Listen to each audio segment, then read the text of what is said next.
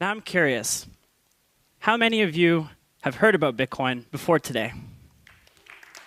Wow. All right, put your hands down. How many of you have Bitcoins? All right, very nice. A couple of years ago, there probably would have been only a couple of you. So this is really cool. I'm excited to get to talk to you about Bitcoin today. Now, when I first heard about Bitcoin, I didn't quite get it. But I was curious, so I tried to learn more. And the more I read, and the more I spoke about it, and spoke to people about it, the more excited I became about the potential of what it could enable people to do. And that's why, about a year ago, I decided to give up on everything that I was doing and start working full-time on several Bitcoin projects. I was really excited to do this, but those around me were a little bit less enthusiastic.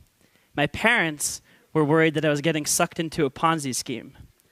My friends, they warned me not to take this magic internet money too seriously. And I can understand these concerns. I mean, there are a lot of misconceptions about Bitcoin. So just to clear a couple of things up right at the beginning, Bitcoin is not a company or an organization. It doesn't have a CEO and it doesn't have any employees. It cannot go bankrupt. It's simply an open source software that allows people to transfer money over the internet. If you want to get some Bitcoins, all you need to do is accept it as a method of payment for goods or services, or you can always go buy some on a Bitcoin exchange, which works kind of like the stock market. Now, Bitcoin has grown a lot in the past year. In fact, over $50 million a day is transacted on the Bitcoin network. Upwards of 50,000 merchants accept it as a method of payment, and inspirational people like Bill Gates and Al Gore and Ben Bernanke have all praised its merits and its potential. But Bitcoin can seem quite complicating and daunting at first. And the reality is, if you really want to be able to understand how it works and to appreciate Bitcoin on a technical level, you need a PhD in mathematics or cryptography, and that would take a lot of time. But the reality is, we use a lot of technology every day that we don't fully understand how it works. Our smartphones, our computers, the internet. And the fact is, Bitcoin is the same way. There's a bigger picture here that goes beyond its price or its inner workings. Bitcoin is the idea that we can take back power and control of our money, and that we can transact in a better way. Now, simply put, Bitcoin is two things. It's a digital currency and an international payment network where this digital currency can be transferred. And I know what you're thinking. We already have currencies and we already have payment networks. So what's the big deal? Well, in fact, we also already have digital currencies.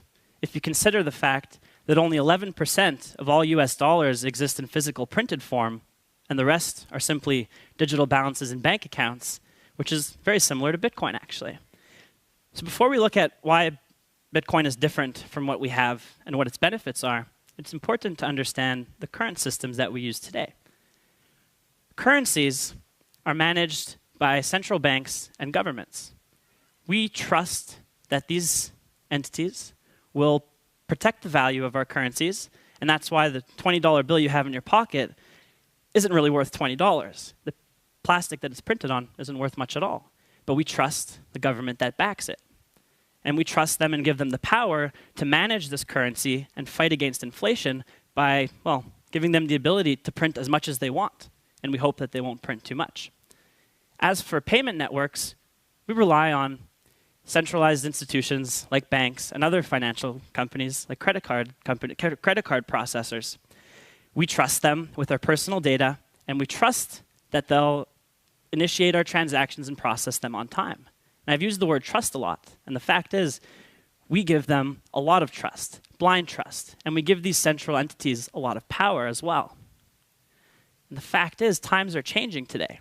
While we're giving all of these entities blind trust, the reality is only 14% of people in the United States, at least, really, truly have great trust in their governments.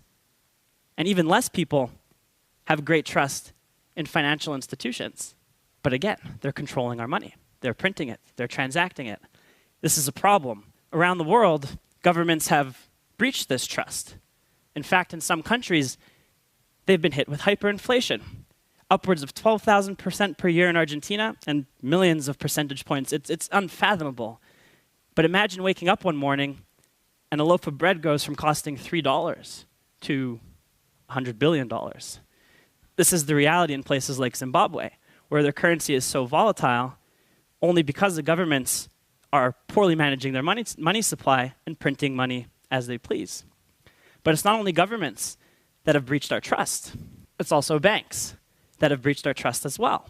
We think back to the 2008 financial crisis, where banks who we trusted to secure and safeguard our money took very risky chances with it and actually lost a lot of money. And people lost their retirement savings. People lost their homes. And a lot of these banks weren't held accountable. Instead, they were given more money by the government. They were bailed out. But worse, it's not just the banks.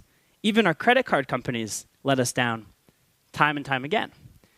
It seems like every week there's a news story about tens of millions of people's personal information that's just been stolen and used for fraudulent purposes. So while in theory, having a currency managed by a central entity like a bank or government and having payment networks that are overseen by all of these financial institutions, well, in reality, they're taking advantage of the power that they have, and we're the ones that have to pay the price. But when we think about money, money is very important. It's almost all we think about. That's why we go to school, most of us. That's why we go to work. We need to pay for things. But we have very little control over our money, as we can see, the way it's created, the way that it's transacted. Now, people have tried for years, many years, decades even, to find a way to create a currency and a payment network that can exist outside of these typical control structures.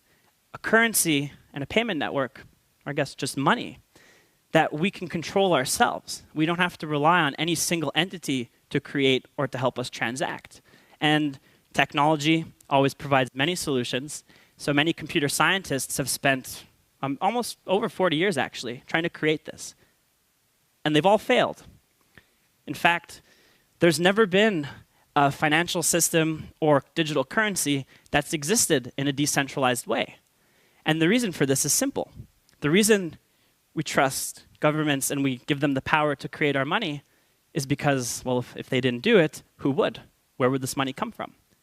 If we didn't have financial institutions to process all of our payments and banks to store our funds, well, who would do it? We need to trust these people to verify things and to create money. Well, the only reason that we haven't been able to create a system like this is because of a problem that's been dubbed by many computer scientists as the double spend problem. Now, digital things are great, but the problem with things that are digital is that they can be easily copied. So if we create a digital currency or a digital payment network, well, how do we stop people from being dishonest and copying their money or just creating more money out of thin air? And this is a problem that, well, has been unsolved for many, many years until recently. And one man had an idea. He found a technical solution to this problem where we can prevent people from creating money out of thin air digitally and spending money twice. And this man, or an anonymous developer, in fact, because we're not really sure who he is, was named Satoshi Nakamoto. And in 2008, he put forth to the community online this technical white paper, about 8 pages, where he said, hey, I solved the problem. We can have a digital currency and a digital payment network that doesn't rely on central banks or financial institutions. It's entirely self-sufficient. And he promoted this, he showed it to everyone online, and then he disappeared. And he left it in the hands of the community. And since then, 6 years later, thousands and thousands of developers, cryptographers, entrepreneurs, they've all come together to create Bitcoin payment network and community. And today, this 8-page paper has transformed into a payment network and digital currency worth over $6 billion that's used around the world. And how he did this is the coolest part. Now, traditional structures that we have today are centralized. That means all of our money is stored in a central location. And we tell the banks, hey, we need you to record all of the transactions that we perform in one central spot, and we'll pay you fees to do it, and we're going to trust that you're going to make sure that all of the records are accurate, and you'll process all the transactions. What Satoshi Nakamoto said is, no, this is not good. We need a better way. Wouldn't it be nice if we can all do this together? And everyone that uses the payment network can all record transactions at the same time. Having a decentralized network has many benefits, not just the fact that we don't need to trust centralized institutions, but there's actually much more to it than that. With a decentralized network, we can prevent people from spending money twice, because you can't fool an entire network of users and computers who are validating all of these transactions. But it's more than that, because now anyone who contributes computing power and resources to support this network, this peer-to-peer network that's open to anybody who wants to contribute, well, that means that we have a fixed supply of money. You can't print bitcoins if you need more. They're generated every 10 minutes at a fixed and predetermined rate. We fight inflation by design using the laws of mathematics and not politics. But it's also more than that. Bitcoin also gives us an international payment network that's fast and cheap. Bitcoin does what payment processing companies charge billions of dollars a year to do, but it does it more efficiently and cheaper. In fact, all the Bitcoin network needs to operate is the internet and people that want to use it. It can exist entirely outside of the infrastructures of law and finance, which is important in areas that have political instability. Recently, in Ukraine, well, there's been a lot of political instability. And what people have done is they've turned to Bitcoin. And they said, hey, we can raise money from around the world very easily, very quickly, without any restrictions. Because you can't, with Bitcoin, transactions can't be blocked. You can send money to anyone, anywhere in the world. And it's really easy. In fact, I'm going to go and send her 50 cents right now.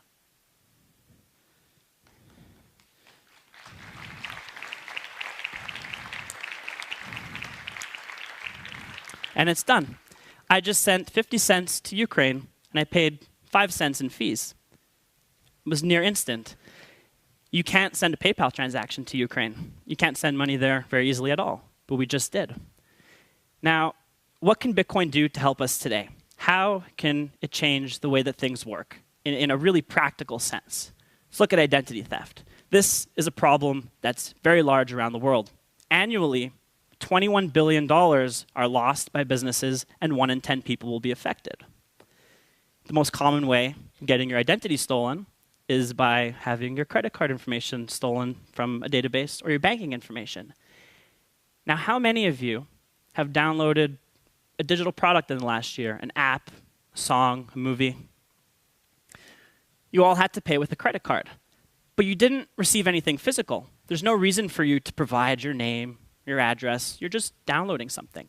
But the way that credit cards were designed to work, way back in the 1950s, way before the internet was invented, was this way. So we're stuck using it and putting our information at risk. With Bitcoin, well, you don't need information like your address to buy digital products. You can just click and purchase them, which makes life a lot easier, but safer.